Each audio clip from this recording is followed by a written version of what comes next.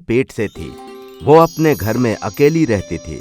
उसके शौहर की मौत 6 महीने पहले हो चुकी थी।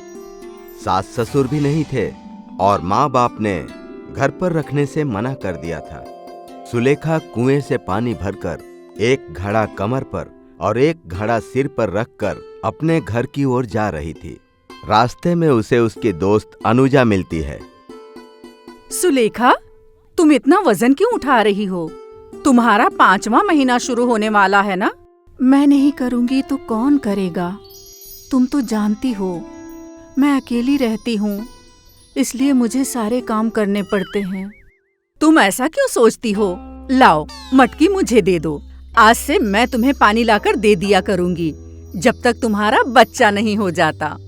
मैं तुम्हारा ये एहसान कभी नहीं भूलूंगी। तुम्हारे जैसी दोस्त होना मेरे लिए नसीब की बात है। सुलेखा को अकेले घर चलाने में बहुत दिक्कत होती थी।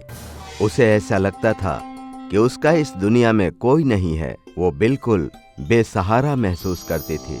वो बस अपने पेट में पल रहे बच्चे के लिए जी रही थी। वो एक बड़े साहूकार के घर पर साफ सफाई का काम करती थी। वहाँ की मालकिन उसे बहुत परेशान करती थी। सुलेखा, तुमने मेरे कमरे को ठीक से साफ किया है कि नहीं? उसमें जाकर एक बार फिर से पोछा लगाओ। तुम्हें पता है ना, मुझे गंदगी बिल्कुल पसंद नहीं है।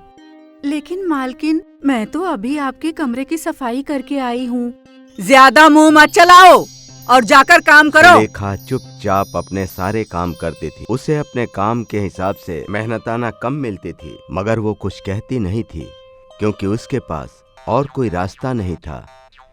एक दिन वो काम से घर लौट रही थी तो पेट से होने के कारण उसे पैदल चलने में काफी थकान हो जाती थी। वो थोड़ी दूर चलने के बाद एक दरख्त के नीचे बैठ जाती है और देखती है कि सामने अम्बे माता का एक मंदिर है। उस मंदिर में अम्बे माता का जगराता हो रहा होता है।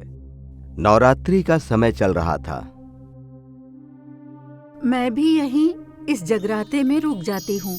वैसे भी घर पर मेरा इंतजार करने वाला है कौन? तभी सुलेखा भी उस जगराते में पहुंच जाती है। वो पूरी श्रद्धा और भक्ति के साथ जगराता में अम्बे माता का भजन गाती है। वहां पर काफी हुजूम होता है। अचानक से एक लाल फ्रॉक पहनी हुई एक छोटी सी बच्ची सुलेखा के बगल में आकर बैठ जाती है। सुलेखा उस बच्ची को देखती रहती है। इतनी देर रात को तुम यहाँ अकेली तो नहीं हो ना? तुम्हारे वालिदैन कहाँ पर हैं? तुम्हारा नाम क्या है? मेरा नाम गौरी है।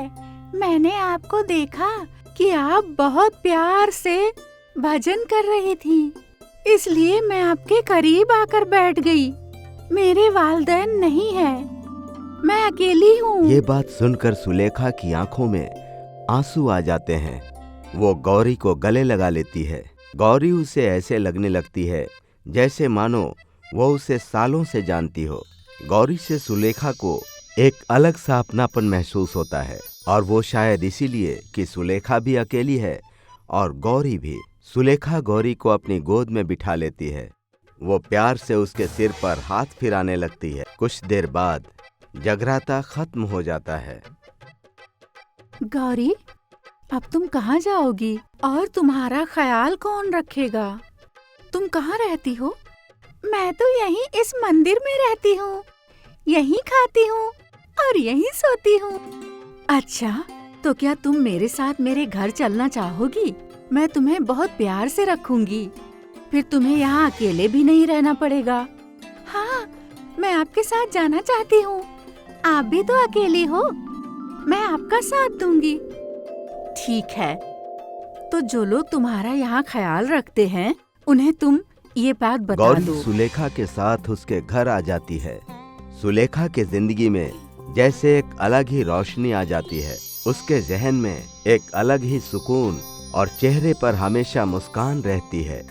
वो जब भी गौरी की तरफ देखती तो उसे ऐसा महसूस होता कि गौरी उसका बहुत दिन से इंतजार कर रही है। हालांकि सुलेखा के पास पैसे बिल्कुल नहीं थे, फिर भी वो गौरी को अपने पास ही रखना चाहती थी।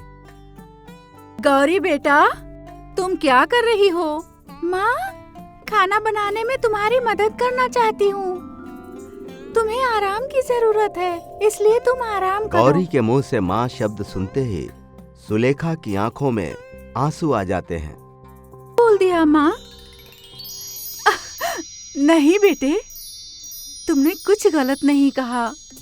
तुम मुझे इतना प्यार करती हो, इसलिए मेरी आंखों में आंसू आ सुलेखा गए। के पास जाती है और उसके आंसू पोंछती है। सुलेखा को गौरी के रूप में एक सहारा मिल गया होता है। सुलेखा गौरी को हमेशा अपने साथ रखती है।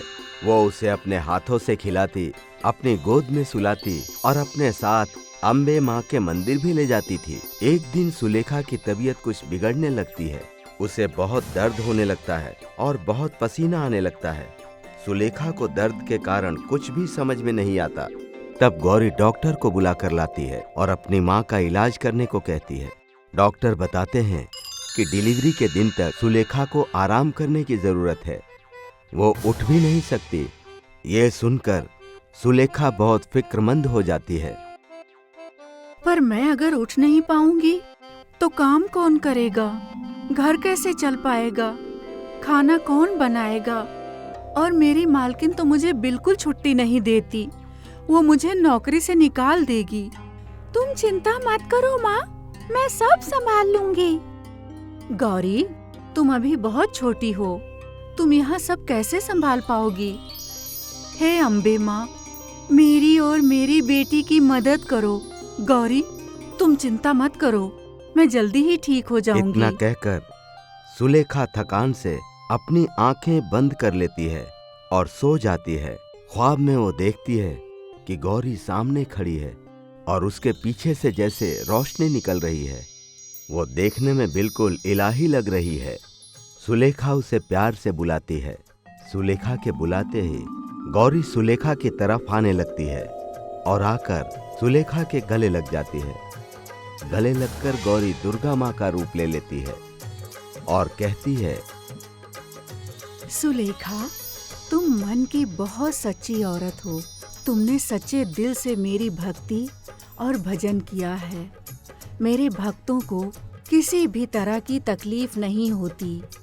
मैं तुम्हें एक प्यारे से बच्चे का वरदान देती हूँ।